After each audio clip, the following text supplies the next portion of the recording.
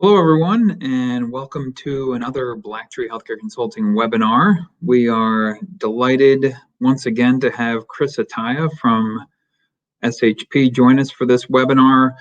For those of you who have been listening to our webinars now since we've been doing them since last year, you'll know that last summer we did another webinar with SHP, really trying to get a better sense for the impact of Pdgm and also the impact that COVID had on what some of those early numbers were telling us. This is basically going to be our year in review. We made it. We finally did it. We got through the entirety of 2020.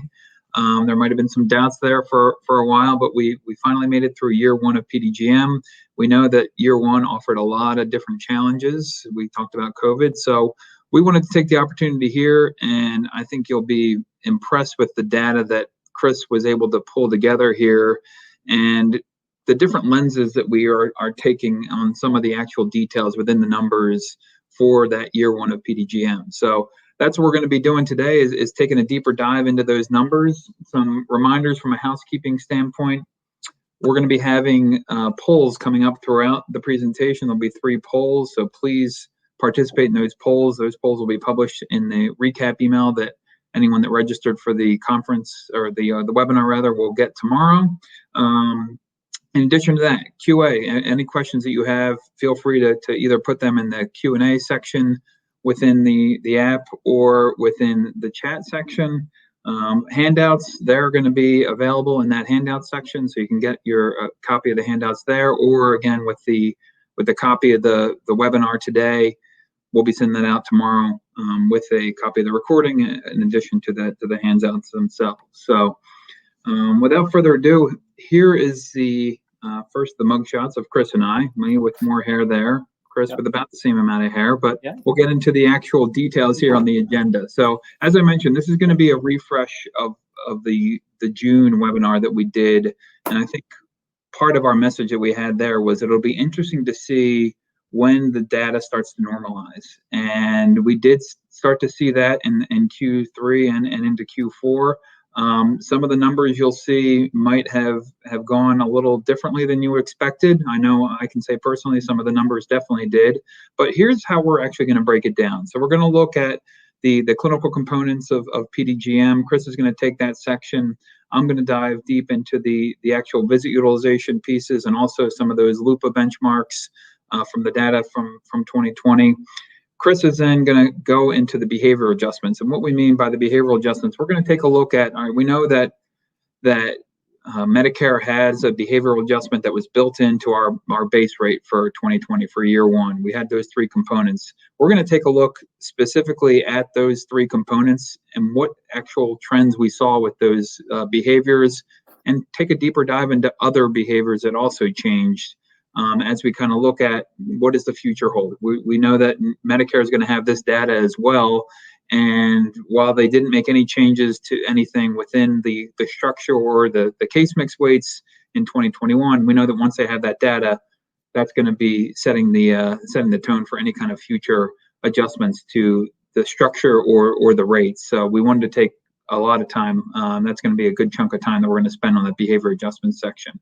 And then we're also going to talk about some of those COVID-specific trends that we saw, looking at Q1, and we know that the numbers started to really take a turn in March and really see where we ended up at the end of the year. So we're going to have some time at the end for Q&A. So definitely, again, please submit those questions throughout. And with that, I will turn it over to Chris. Great. Thanks very much, Nick. Glad to be with you again. So I'm going to take us through a tour of some of the data that we are seeing using SHP's national database. This is going to be data typically going to be based on 30-day periods. As I pulled it back on January 8th, I will be looking at period starts. So whether it started in January or December, and only for Medicare traditional patients. Yes, Pdgm can be the mechanism for Medicare Advantage, but I'm just looking at Medicare traditional. I will compare some of the data that we have to CMS's final rule. And the intent there is just, as Nick said, we want to kind of get some sense, is it coming in close to what CMS was kind of projecting? It's going to be based on the later of either final claims or OASIS. QEs are not included, but we know that that was not a problem this year. When I look at claims data, I am only going to look at 10 months of data. So the looper rates and the visit utilization that we'll be sharing with you is only 10 months of data. And the reason for that is I'm looking at period starts that happened, let's say in December. Well, many of those haven't ended yet. They haven't been billed. So I'm going back a couple of months. And then COVID, as Nick said, is definitely impacting the transition. In terms of the database, I'll be looking at about 6.7 million periods starts. And then when I look at the claims data, that will be about 4.6 million claims. Okay, to start off with, here's the first chart. You can see the first column is the CMS data from that kind of calendar year 2018 against SHP. And then I'm going to show you some trends here, quarter by quarter. What did we see happening in 2020? I'm using conditional formatting in Excel, so you can kind of get some sense of, based on the colors, you know, which ones are higher, which ones are lower. First thing to note, between SHP and CMS, yeah, the top four are the same top four. But we are seeing a skew on SHP towards higher wounds. You see that at 14.8, a little bit more in muscular rehab, less on the cardiac.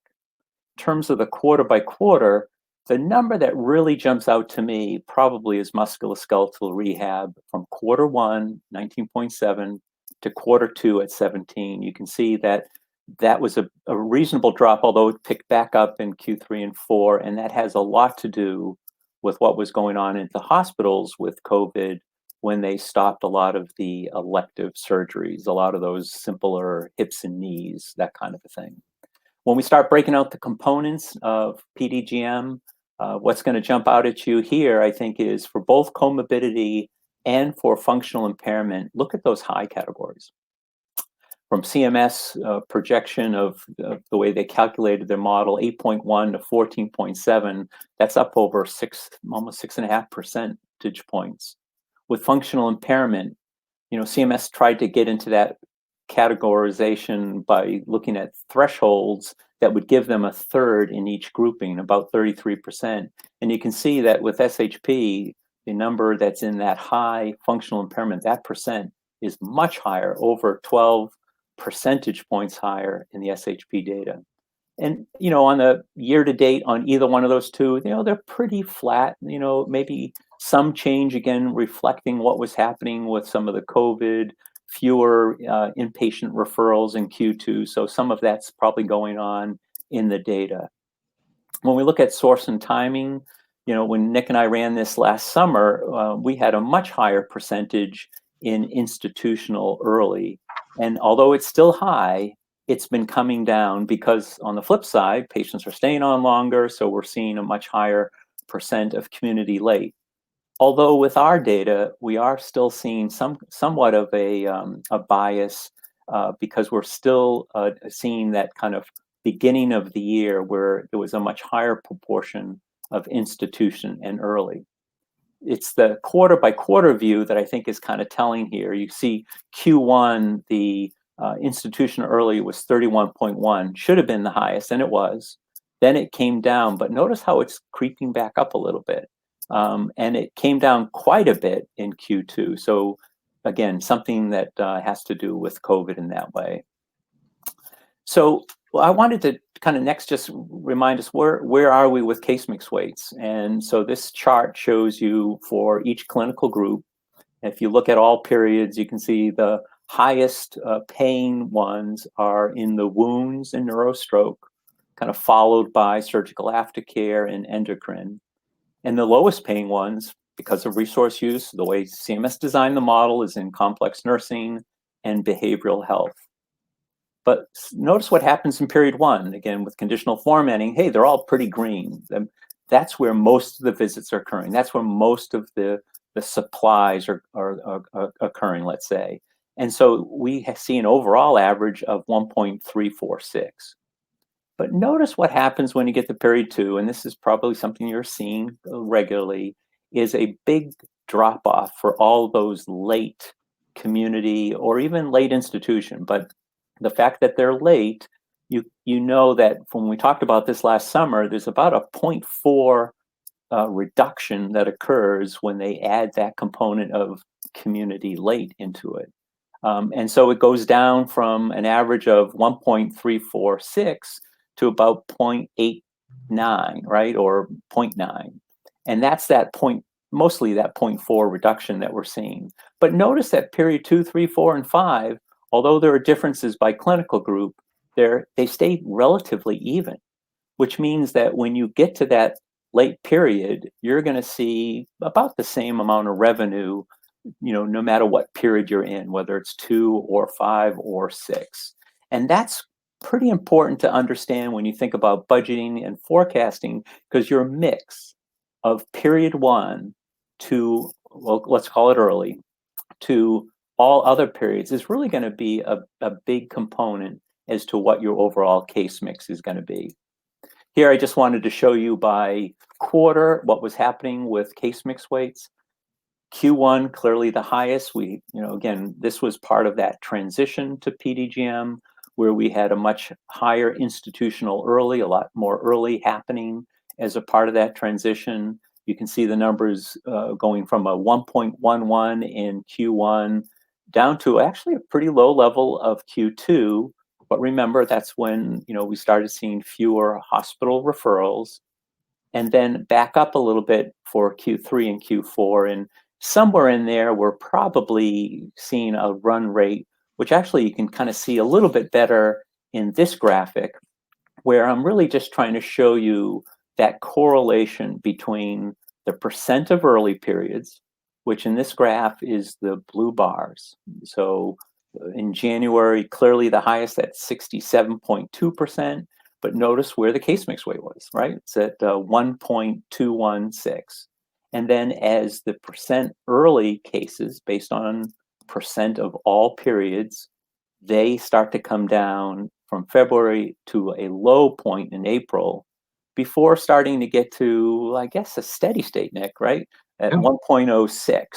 So, but that's still relatively high, and we'll describe that a little bit later when we talk about behavioral adjustments, what might be contributing to that. One last point to make is when you look at December, it's kind of interesting, and we'll have a graphic on in COVID that will show you maybe what's going on here that is actually getting that number to kind of spike up a little bit more. So with that, let me turn that over to you, Nick, on some of the visits and LUPA benchmarks. Great, thanks, Chris. Yeah, this is definitely one area specifically on the LUPAs that I was really intrigued on to see what the trends have been. We know, I think one of the immediate impacts that COVID had was we saw a huge spike depending on region in those LUPA numbers. And one of the questions that we had during that June webinar was, are we going to start to see this number normalize? Are we going to see a big trend downwards?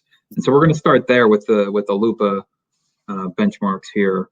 If we look at the next slide, you'll see here's the actual rates and where we ended up through the end of the year. And again, keep in mind that this is through October, as Chris had mentioned.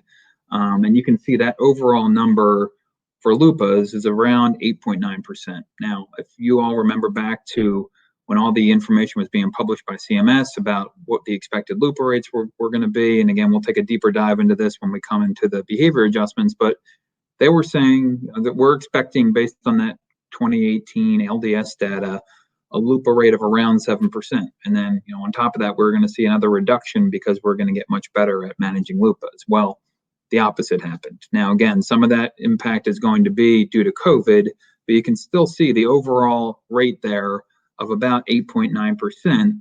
And if we look specifically within each of the different periods, you'll see some interesting trends. I mean, if you look at the first period alone by itself, you see that LUPA rate of about 9.6%.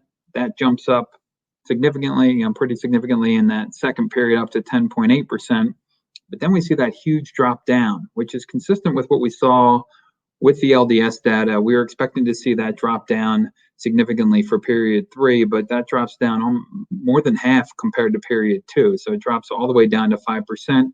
It starts to pick back up in period 4 up to 8%, and then it steadies from periods 5 and beyond at about that 7.7%. So you can see the longer those patients are on, and there's 3, 4, 5, those rates are actually less than the rates for the first two periods. You can see in terms of the trends within the different groups, the highest percentage across the board in terms of by clinical grouping, which is what this chart is illustrating, you can see is complex nursing. Again, probably not too much of a surprise. A lot of the data we saw pre-PDGM was that complex nursing is going to have that highest LUPA percentage.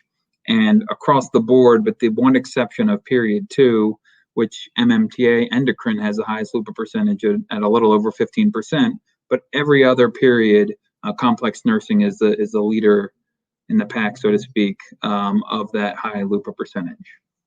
A couple other interesting stats as we dove and kind of slice and dice the information even more. When a patient's on for 2 periods only, so if you think of the national average for length of stay that was published, again, and if you look at the rules that have come out and some of the data backing up what PDGM is, the average length of stay is around 46 days. So if we take that concept and say, all right, for those patients that only have 2 periods, so no recert at all, what do the LUPAs look like for those patients? And if we look at it, it's the LUPA percentage actually decreases. It's less than that 9.6% for the first period. It's only about a 5.8%. Again, that's for patients that only have 2 periods, so they don't extend into that 3rd period. Looking just at that period 1 LUPA rate, instead of that 9.6%, it's just 5.8% for those patients. The other piece that we want to look at were going to be those patients that only had 1 period. So the patients that were discharged and transferred within that first 30 days, that number was double what the average is. So instead of that 9.6%, we're looking at a LUPA rate of about 18% for those one and done patients. And again, remember when we're looking at these averages, this is looking at averages across all periods. So if we look, for instance, at period 2, when those patients were discharged, if they're on for 2 and only 2, that rate shoots all the way up to 16.7%. If we look at period 3, when those patients were discharged, that LUPA rate shoots all the way up to 12.6%. So there's all different ways to look at it. Again, keeping in mind that these are averages, but a lot of those rates in terms of what that percentage looks like is dependent on when the patient gets discharged. So it's interesting kind of lens on how you slice and dice that information. A couple questions that I'll address right now. LDS. So the LDS data is the limited data set. So that came from Medicare. So that was actually purchased from Medicare. It was basically the basis for the data set that they use to determine the structure of PDGMs. When we're looking at these different LUPA rates and we're comparing back to the LDS data, that's the actual claims data, claims and OASIS data that Medicare had available for purchase, which we ended up purchasing. And then the other question, Joanne, for your question, the time period, we're looking at, these are all starts of care starting in January through October in this instance, which is, again, this is all based on, for the LUPA rates, this is going to be based on the claims data.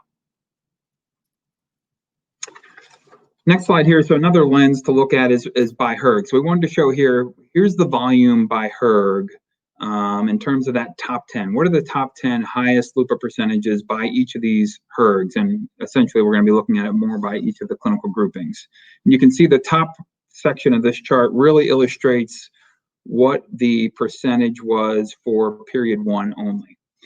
Keep in mind that this is going to be only for instances where there was at least 200 LUPAs. So there are some other cases that might have had less than 200 LUPAs that had a higher percentage, but those were excluded from this chart.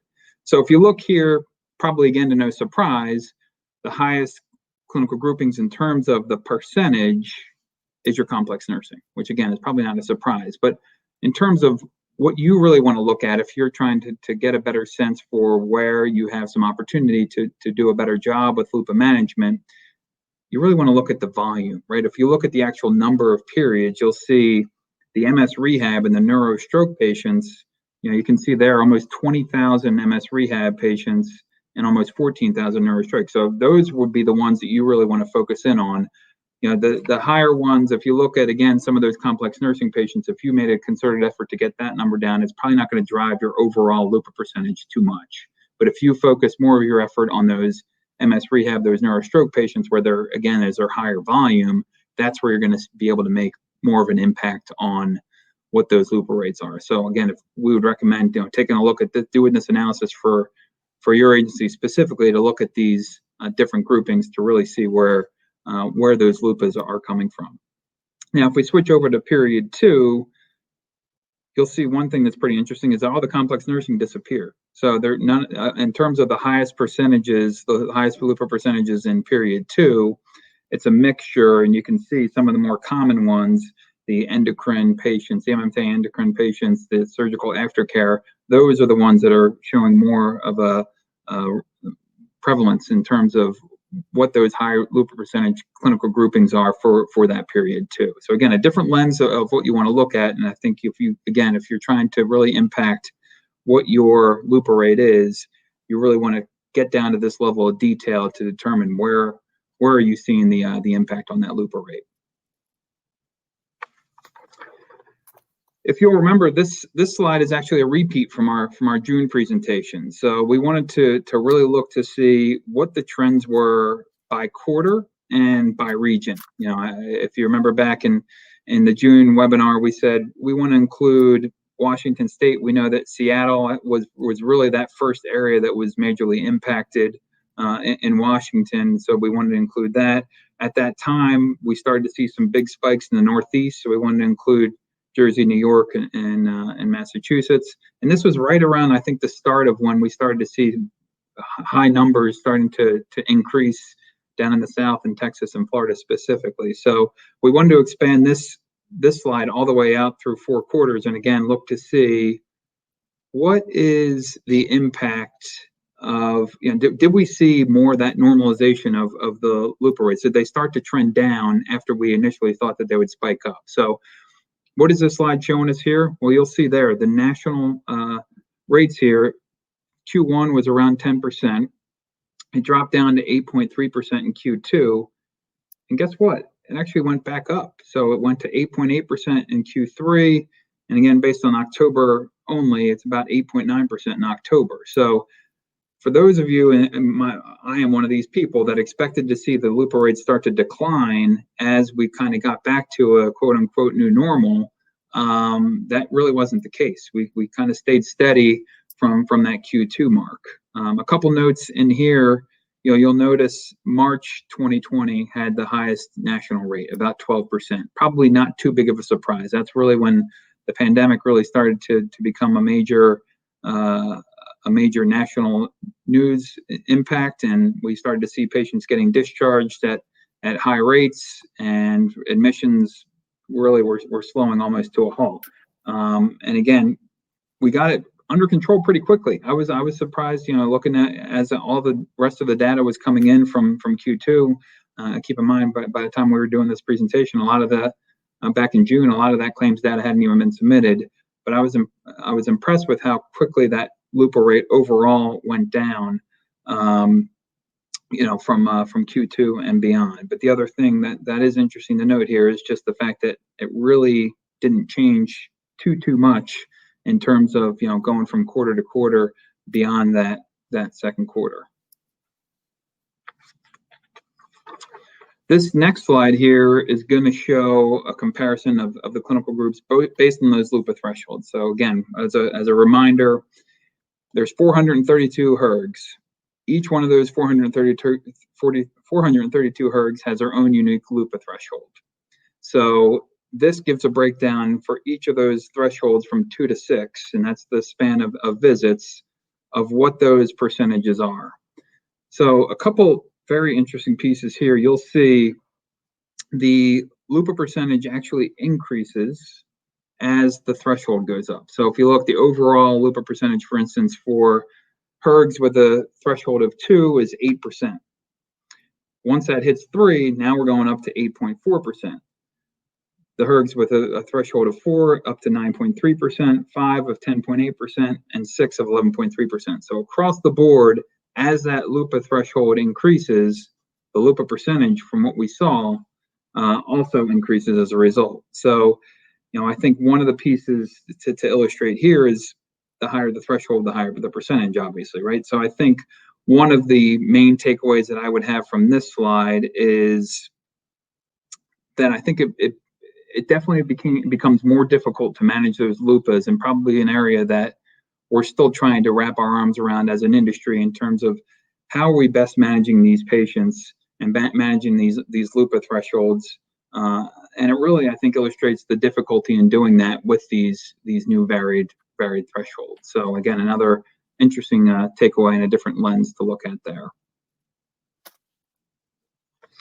This next slide here is where we get into more of the actual visit utilization. So we're going to look at some trends in terms of, you know, the breakdown of the overall visit utilization. You'll see the overall average for number of visits per period is around 8.5.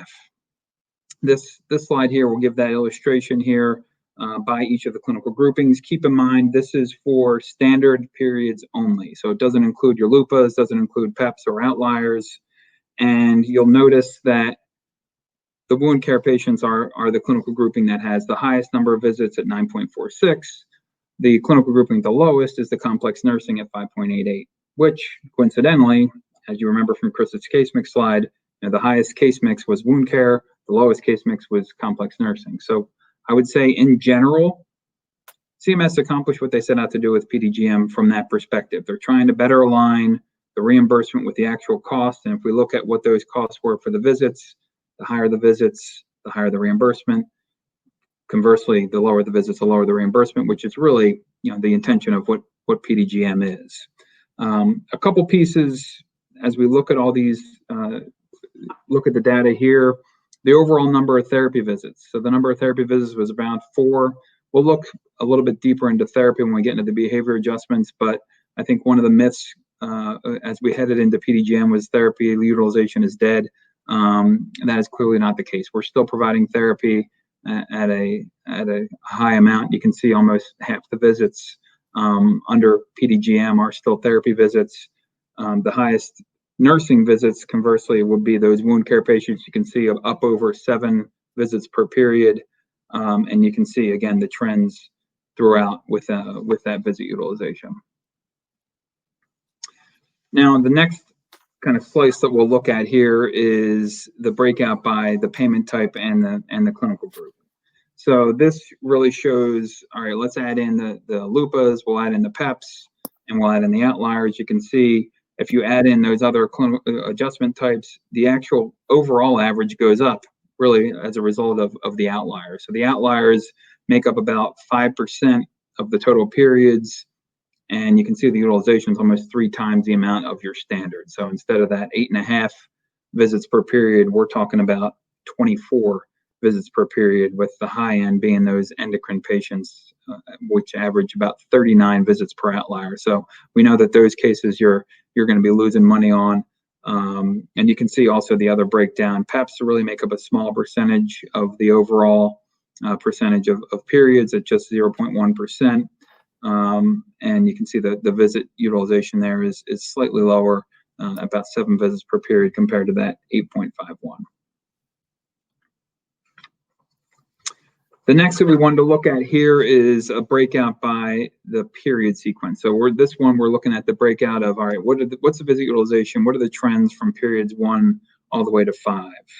And again, some interesting perspective here and seeing what those trends are, and again, consistent with what we saw with some of the case mix values. If you look, period 1 has a significantly higher visit volume in terms of period visits per period at 11, almost 12 visits per period, 11.72. And that number drops all the way down to about 7 for period 2.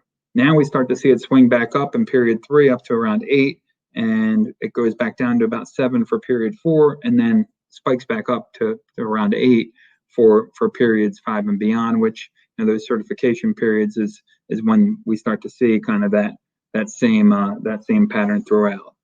So you know, some takeaways here. If you look, complex nursing again is going to be the lowest for that period 1, and again you can kind of see with the conditional formatting what some of those patterns tend to be. Probably the one that sticks out the most to me is if you look at the endocrine trends. You know, you look at endocrine starting out that period 1 at 11.68. The number goes down and stays steady for periods 2, 3, and 4, and then it pops back up pretty significantly for period 5 plus, which is up around 12. And again, keep in mind when we're looking at this data, we're just looking at the averages. So if, for instance, you had an episode end in that period 2, the overall visits would be 5.8 visits for the period 2 cases. But if it's continuing into that 3rd period and beyond, that number all of a sudden becomes 9.46. So a difference of almost 4 visits. So a huge variance when you're looking at, again, discharge and timing is everything when we're looking at a lot of this data. So again, to reiterate on that one, period 2, if you have a patient that just is on for those 2 periods, you're looking at a 5.8 average compared to if they continued on 9.46. So that was just another eye-opening stat when we kind of took another slice at the data, was some of the differences depending on the timing of the discharge.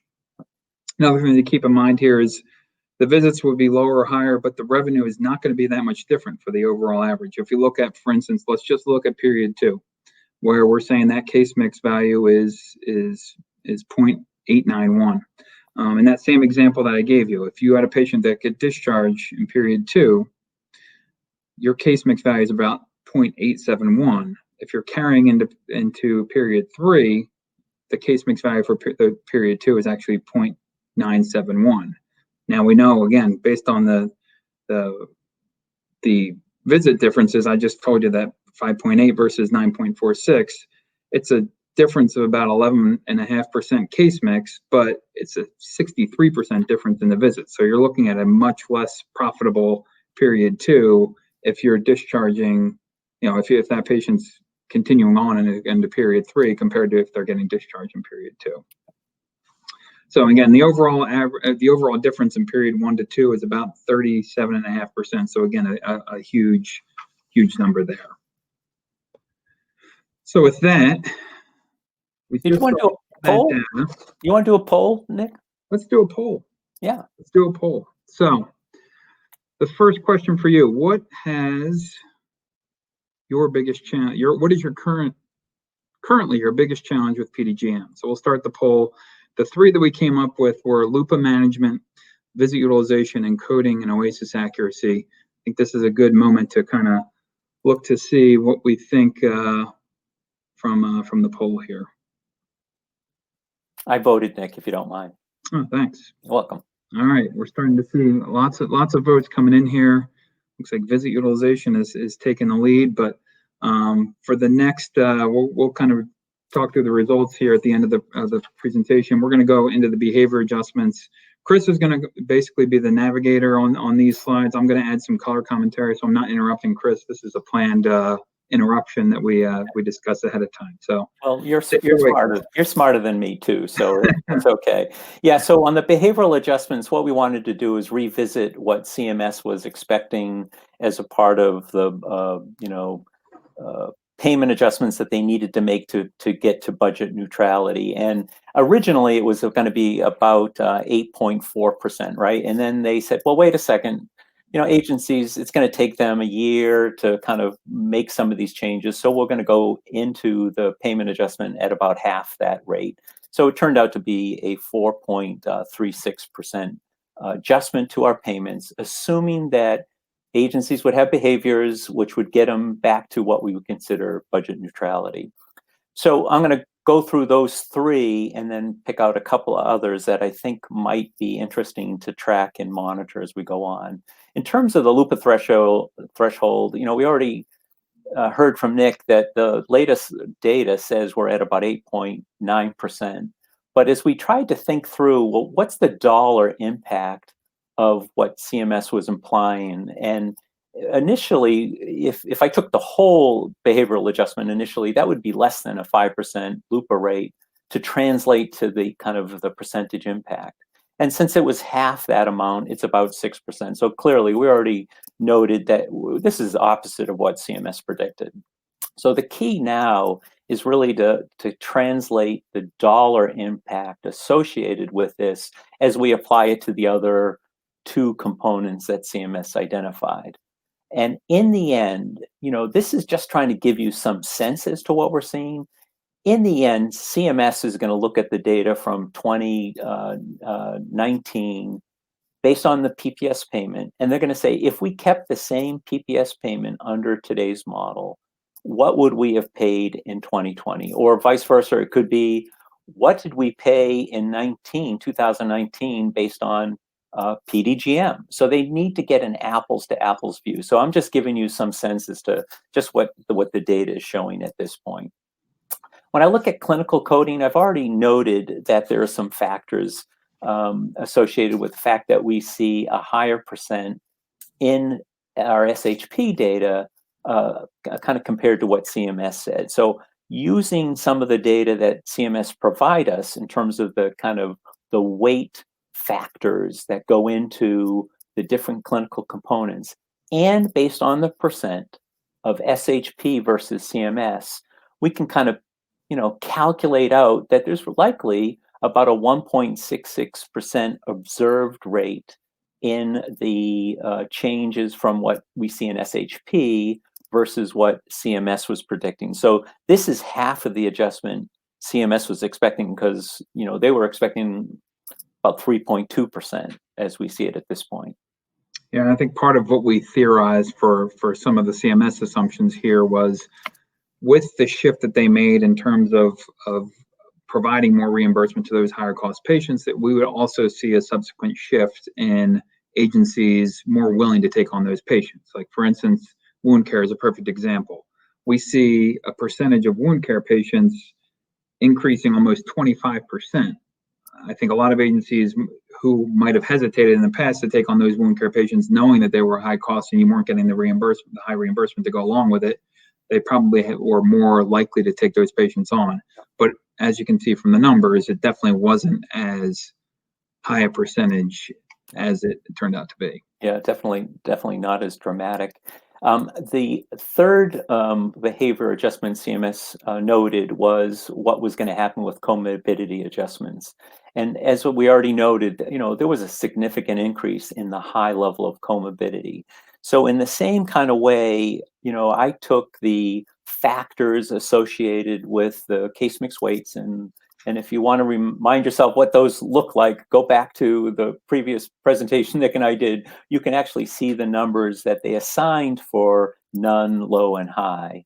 None actually was 0, but and so based on the kind of the proportion of what we're seeing in SHP versus CMS, it actually is having a increase in case mix weight of about 1.09% at this point.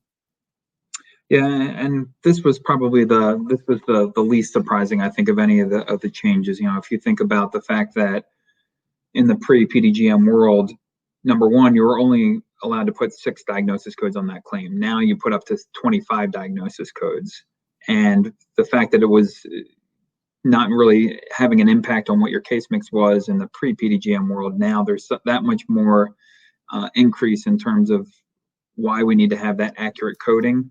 Accurate and complete coding, I should say. That really drives where these numbers are today. And again, not really a surprise now that this piece is in place specifically. Sure. Yeah. Okay. Well, with that, what Nick and I wanted to do is we started thinking about, well, where are some of the other behavioral changes that we're seeing that might not have been addressed? So the first area that we'll look at is functional impairment. Clearly, we saw a much higher case mix weight associated with being in the high functional impairment. But then what's happening with first period only episodes? Nick noted that was about 25%. Are some of those going into a second period? What does that look like? What about lengths of stay? Are we seeing more periods per admission? It's still early. We've just got 1 year under our belt, but what can we see with lengths of stay at this point? And these last two, maybe aren't revenue changes, but they're definitely expense changes that CMS will be looking at some point.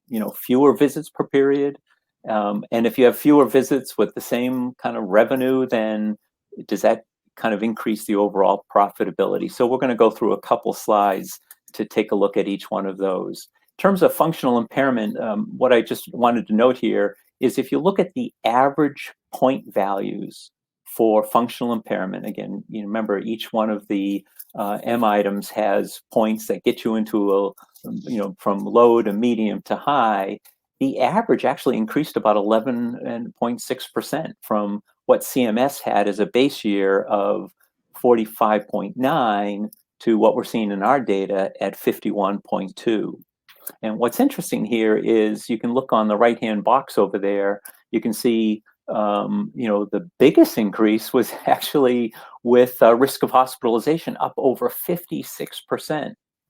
Clearly that wasn't an OASIS item that you spent much time on, and we're seeing that that's essentially gone up from 2 points to 3 points, 3.24. So this has been kind of interesting. Clearly we're likely to see CMS kind of do what they did under PPS, where they'll readjust those threshold points to kind of get back to the more evenly distributed 1/3, 1/3, 1/3 across each of those levels. Yeah, and to your point, Chris, that's consistent with what they've done in the past with rebasing.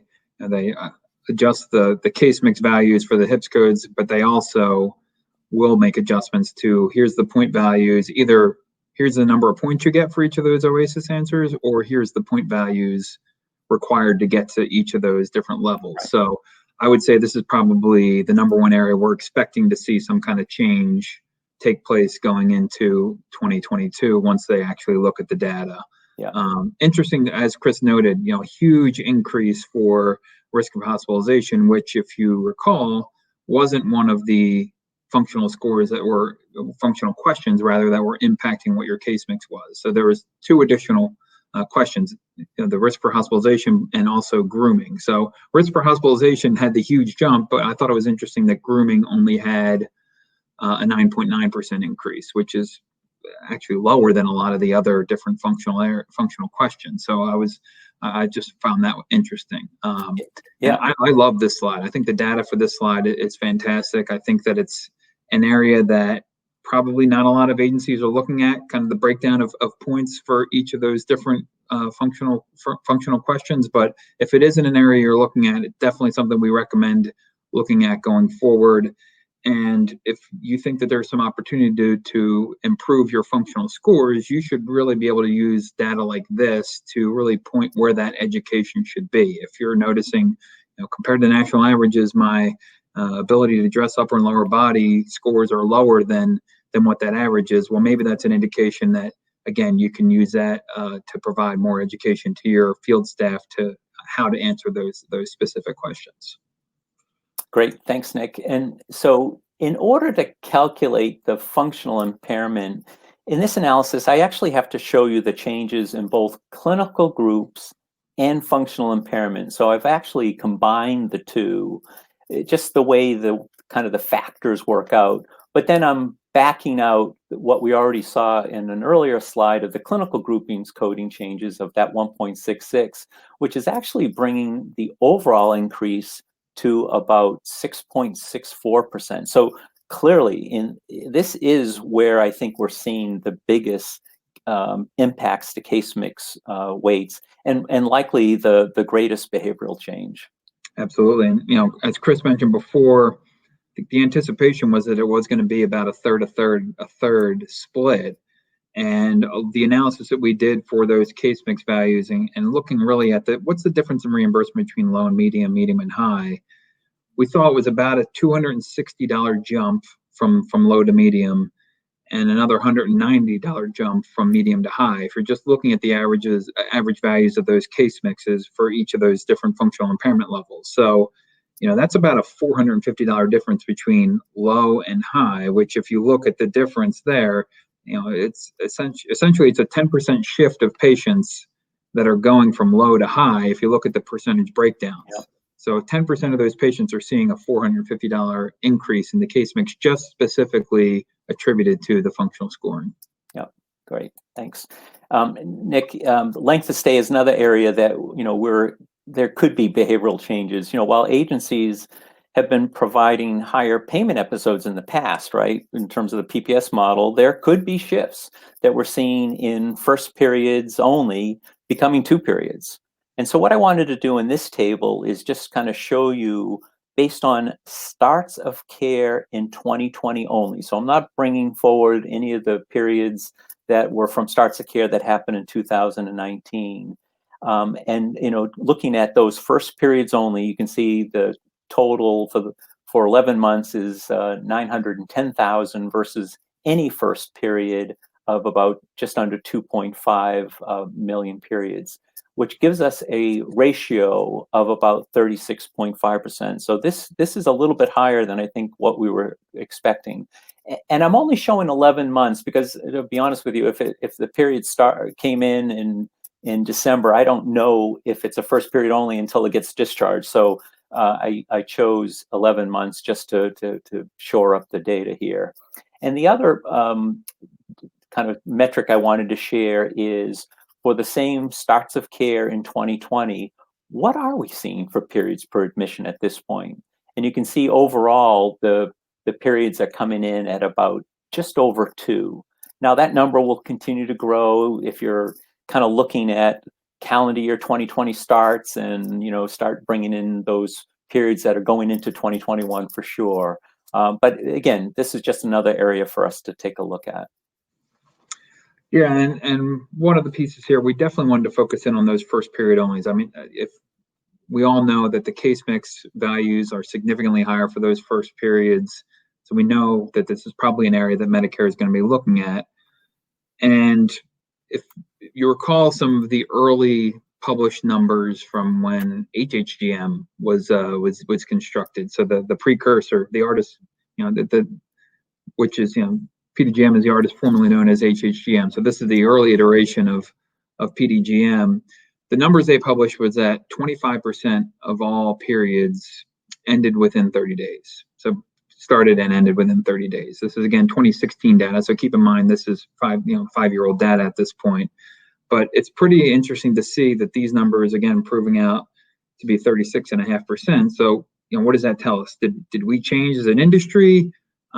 Did COVID have an impact, which I'm sure it did? I think the other factor that Chris had mentioned is, again, keep in mind this is only from a starting period of 1/1 of 2020. So I think the further we go into PDGM, once we have multiple years worth of data, you're going to have some patients that are those long length of stay patients that all of a sudden starts to drive that 36.5% number down. So definitely some interesting numbers here. I mean, if you look, MS rehab and aftercare have the highest percentages, which makes logical sense based on the type of patients they are. You're probably just having a 2 to 4 week care plan for those patients. They're kind of your in and outs. And this is another area. If we look at that periods per admission, I think that's going to be a key KPI as we continue on into PDGM. Again, maybe not a lot of agencies are looking at of that periods per admission, but I think something that is going to be a big factor in terms of determining what your revenue numbers are doing. The other piece that I'll mention there is in terms of an observation is the 2 lowest clinical groupings are also the highest percentage of first only, while complex nursing is the highest. So just some interesting observations there. Yep, thanks. And then if we think about lengths of stay, I actually pulled this out from some of our reporting that actually looks at clinical lengths of stay, clinical episodes, which what I mean is the days from either a start of care or a resumption of care to discharge. And as we look back 2 years, what we'll see is the values had been pretty flat, although you can see it kind of dropped as we head into the first quarter of 20. And then it went up pretty dramatically into Q2, Q3, and kind of stayed even from Q3 and Q4, which is kind of implying that, yeah, we've stretched out those visits a little bit more. Yeah, and again, something interesting I mentioned before, that average length of stay of 4 to 6 days, which is published, something that as we go into year 2 and continue to get more data, if we see that number again start to trend down a little bit more. Sure. Now I'm going to these last 2 slides are again a little less about the revenue, but a little more on the cost and how CMS might be thinking of this. But in the middle section there, you can see we've got SHP's claims data for visits broken out between national and then non-therapy, and therapy. And with Nick's pulling of the LDS files, we kind of compared, well, where were we in 18? And what we're seeing is an overall drop. If you look at the last sets of columns, of about 12.5% overall, with actually, interestingly, a slight increase in therapy for behavioral health and MMTA other. Yeah, interesting. You mentioned that. I think it's interesting. Every clinical grouping, with the exception of surgical aftercare, is down more than 10% in terms of that visit utilization. And then even with COVID, I thought that, one of the big impacts of COVID was going to be driving that therapy utilization down, but we saw a bigger decrease in the non-therapy utilization compared to the therapy. And again, for everyone that said therapy would become irrelevant under Pdgm, the percentage of therapy visits compared to the overall visits actually went up in year one of Pdgm. So if we look, 45.9% of visits under PPS were therapy. Under Pdgm year one, that was 46.8% of visits. So that was one of the more shell-shocking stats that we uncovered from the data analysis. And this last slide, Nick, just actually also comes from our internal, that we share with our clients' data. It's a national standardized revenue calculation. And I say standardized because what we're doing is we're taking revenues before the area wage index, but still including all the adjustments for LUPA and PEPs and that kind of a thing, and comparing it to the CMS costs that they share with us each year, inflated by the cost of living. So it's CMS's kind of metrics, but I'm using our clients' actual visit data and their cost of non-routine supplies to actually then calculate, well, how are they doing relative to each other? And what you notice here is that they're doing pretty well. Average period margins are about 27, and stay, which is the full length of stay from start of care to discharge, is even a little bit higher at 28.6. One thing I just wanted to note, and I think you said this earlier, Nick, is that CMS redesigned the model to more fairly and equitably pay for all of the care based on resource use. And the fact that all the margins are relatively the same, suggests that they actually probably did a pretty good job of kind of, recasting the kind of the regression analysis that got us those case mix weights associated with each of those. Absolutely. Okay. New poll, I think, Chris. New poll. Let's do it. New poll. Which of the numbers from year one of Pdgm surprised you the most? So we have LUPA percentages, the functional scores, the case mixes, or profit margins. You're going to do a little do. No. Let's see. The numbers aren't in yet just yet. Okay. Still thinking. There we go. Now we're getting some numbers. Profit margins is leading the pack by a pretty wide margin. Yeah, and keep in mind, Nick, even with the profit margins that I'm showing here, there's still a bell curve. So some, are winners even better than that, and some aren't doing quite as well. So I mean, that really also depends on your mix. But why don't we, as you kind of pull those numbers in, I want to try to see if we can get into wrap up mode on this last section, which is looking at some of the COVID specific benchmarks. And the first thing I wanted to just point out is, like a lot of our agencies, what we're seeing is a kind of a big nosedive in starts of care volume that occurred in that first part of the COVID outbreak. So in the blue line, you can see the overall SHP starts of cares for the prior year. And then in the gray line, sorry, it's a little hard to see, but that's 2020. And then the orange line using the right-hand axis is the percent change. And you can see that, as you head to the end of March to the beginning of April, we had over a 30% reduction in overall start of care volume. But it has since gotten better at the end of Q2, where we're essentially back to even from where we were. So I think many of you experienced that, but I just wanted to show you that's what we were also seeing in terms of our data. And I'm going to look at period starts in this section looking at April through December. So those 9 months, because it was only until the start of April that you could have used a new ICD-10 code for COVID. And what we're seeing is that for Medicare patients, it's about 1.8% of all Pdgm periods. We also track it for all payers, and it's just slightly higher at about 1.9%. But when you look at it by region, you can see that there is some, variances. Some regions are double what another region might be in terms of number of periods. And then if I look at the number of first periods, that's kind of implying what is for every new starter care that comes in, what percent of them are COVID. And you can see some regions have really gone up high, like Midwest at 4.4 and Central at 4. Even the Northeast isn't the highest anymore, where they were last summer when we looked at the data. That New York, New Jersey area definitely had the highest percent.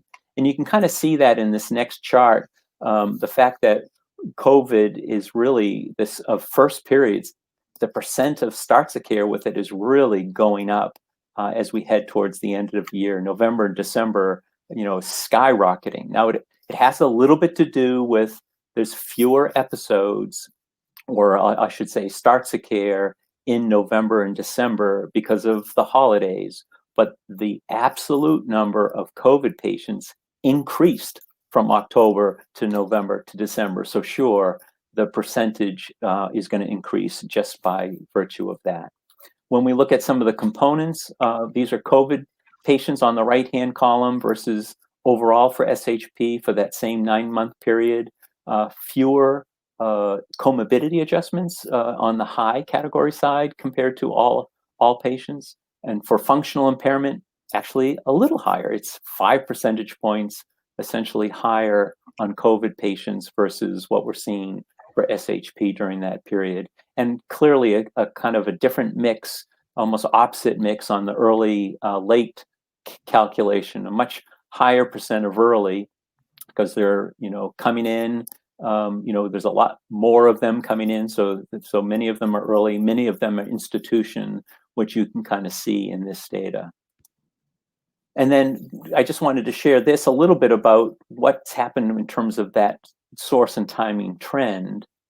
And I was expecting Q2 was going to be the highest, and it started that way in terms of institutional early, because it came down in Q3. But boy, what we just saw from that earlier slide, it is skyrocketing in Q4.